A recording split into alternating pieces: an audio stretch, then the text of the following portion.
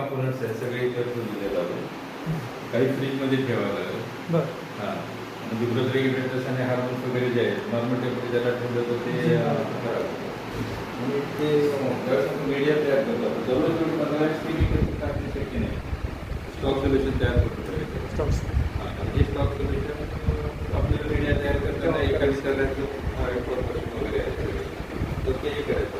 आणि growth regulators आणि hormones दररोजच्या दररोज त्या ते विस्तार आहे तर ते ताबडतोब प्रिझर्व करून त्या मीडियामध्ये टाकतो. त्याचं पीएच वगैरे सगळं एक प्रोटोकॉलमध्ये दिलेलं आहे. बॅलन्स लागली करायला.